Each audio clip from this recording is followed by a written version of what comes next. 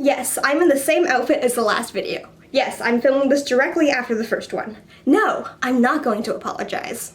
Hey y'all! So, today is the start of the Swiftathon, and I'm going to tell you what books I'm hopefully going to be reading for the Swiftathon. So, if you don't know, I am co-hosting the Swiftathon with Anna from Slytherin Reader, Maya from Maestify, and Charlotte from @WildestDaylight on Twitter, and it's essentially a month-long readathon starting today from January 13th all the way until February 13th.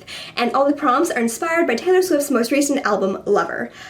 Please join us. I will leave all the links and everyone's links down below. It's going to be super fun and just a super chill readathon. We're telling everyone to double up on as many prompts as you can. There's no pressure to finish all the prompts at all. We're just going to have fun and, listen to a lot of Taylor Swift. So I have a bunch of books on my TBR. I think I have 6 or 7 for the month, which I think is doable, but, maybe this semester's gonna kick my ass. So we'll see if it's doable. The first book I'm going to read is Cersei by Madeline Miller. So if you've been watching me for, any time the last 3 months, I read The Song of Achilles and fell in love with the book.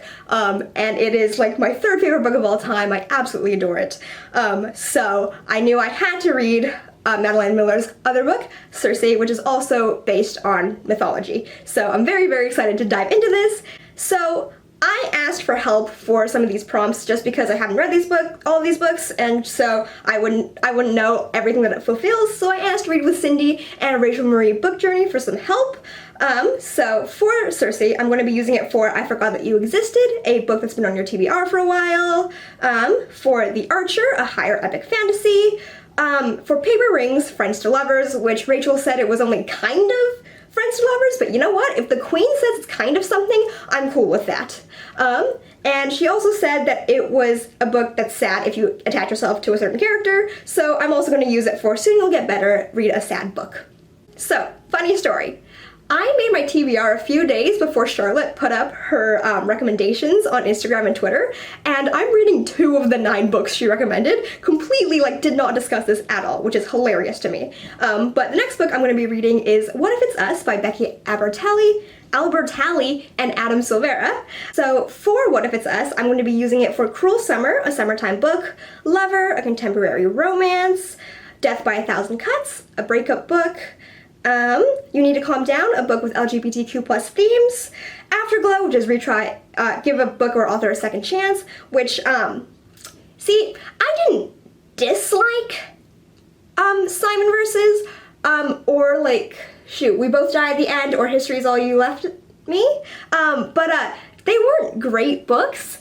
I think I gave them all 3 stars. I think I gave History Is All You Left Me 4 stars, but that's just because it was so goddamn ridiculous that it was amusing to me, so I was full out cackling at some parts, which I'm sure it wasn't supposed to be that funny. Yeah, I didn't hate any of their books, I just wasn't a huge fan of any of them that I read, so I'm using it for Afterglow. And I've been told that What If It's Us can also work for Nice to Have a Friend, a book about friendship. And I asked M from M Likes Books and Anna from Slytherin Reader for help with that. Another book I'll be reading that Charlotte recommended is Her Royal Highness by Rachel Hawkins. And for this, I'm going to be using it for Lover, a contemporary romance, Miss Americana and the Heartbreak Prince, a book that takes place in school, Death by a Thousand Cuts, a breakup book, and London Boy for a book that takes place in the UK, and You Need to Calm Down, a book with LGBTQ+ themes. The next book I'll be reading is a favorite that I'm going to be rereading, and that is The 7 Husbands of Evelyn and Hugo by Taylor Jenkins Reid. And I'm going to use this for... should I be describing what these books are about? It's fine. I'll be using Evelyn Hugo for The Man, a book with a feminist or strong female character. For You Need to Calm Down, a book with LGBTQ+ themes. For me, which is pick a book, any book. This was the first book I decided to read, so that's why that's down for that prompt, even though all these books would work for it. And Daylight, to reread a favorite. The next book I'm going to be reading, I didn't actually plan to read it, but my hold of the library finally came in after 3 months, so I guess I'm reading it now, because otherwise it's due in the next 3 weeks, which is The Toll by Neal Schusterman. I read Scythe and Thunderhead last year in the summer, and they were fine. I didn't adore them, but they were fine, and I just want to finish off the trilogy and see what the hell happens. But I will be honest, I'm not super invested in it right now. But anyway, the toll is going to work for, I think he knows, a slow burn, which is really, like, questionable.